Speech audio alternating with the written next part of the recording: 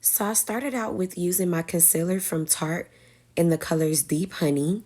And I'm just going to begin to fill out the eyebrow and then follow in with the color Medium Sand from Tarte as well. And as you can see, I'm really packing on the concealer so that I have a nice thick base for my eyeshadows. And once my concealer is all over the eyelid, I'm just going to go ahead and buff that out until it's nice and even on my eye. The more you blend your concealer, the better the eyeshadow is going to place on top of it. And for my eyeshadow choices, I'm going to use the Juvia's Place Chocolates palette. And I really love the way this dark, deep chocolate color is. So I'm going to go ahead and start out with that color right in the crease of my eye.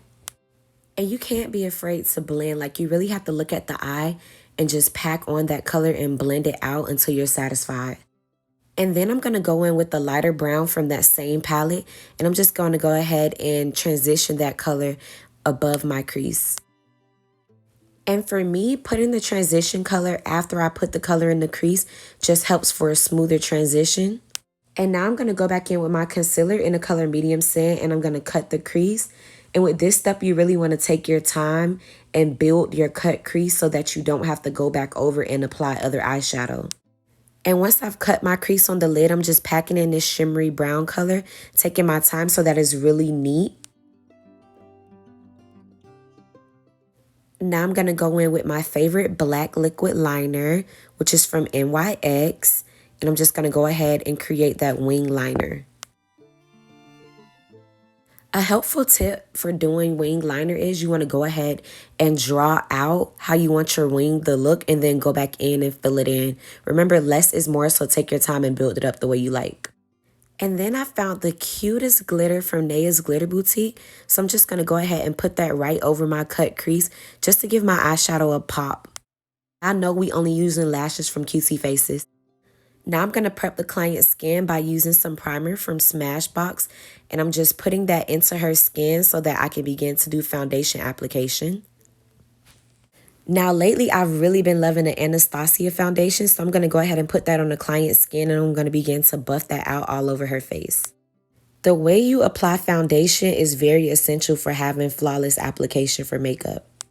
So you really just want to make sure you're taking your time and covering your canvas before you begin any other steps. And now that my lashes are nice and tacky, I'm just applying them on the client.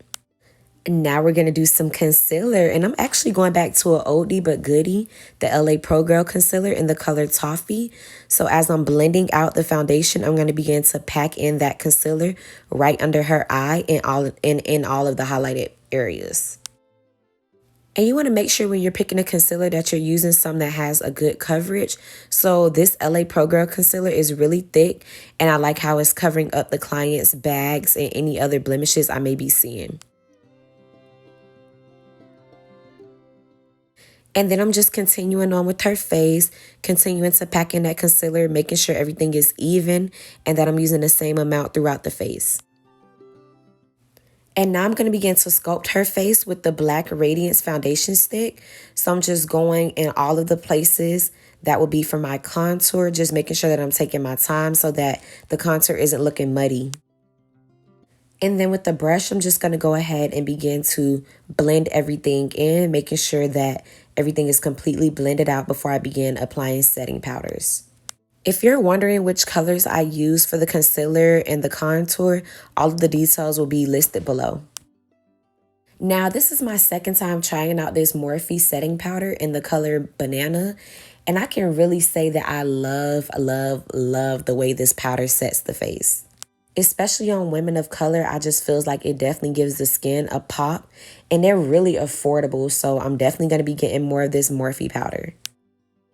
Child, look at that skin. Like, yes, it's all coming together so nicely. And then I'm just setting her face, her contour with the Anastasia medium to dark palette. You want to make sure that you set your highlight and contour anytime you're using a liquid product. You want to make sure that you set it so that it doesn't move. Now, this blush palette right here, listen, like, this blush palette is everything.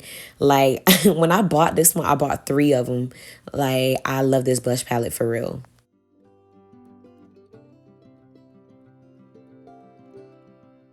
And then it's time to glow. And we're going to go ahead and use the Master Chrome Glow. Oh my goodness. Look at that. Look at that glow. Yes. Like, I wish y'all could have saw me at this point. Like, I was just smiling. Like, her face was just so pretty and flawless. And then I'm just going to go ahead and set her face and then go right up under the eyes and give this pop of color with the Milk Jumbo pencil. And right under that pop of white color, I'm going to go ahead and go in with this baby blue color from the Warrior 3 palette. At this point, Juvia's Place just needs to send me a PR package, okay? And then I'm going to line my lips with this brown pencil that I got from the hair store. And then I'm going to go in with my K gloss, which is from my daughter's company, the K Factory. She is a 6-year-old entrepreneur, so y'all make sure y'all get y'all some K gloss, okay? And then we're just going to go ahead and blend those lips out as we prepare to end our look. And that's what I call a beat. Guys, don't forget to like, subscribe, and comment. And I will be bringing more content. Go ahead and cut those notifications on. And thank you for watching.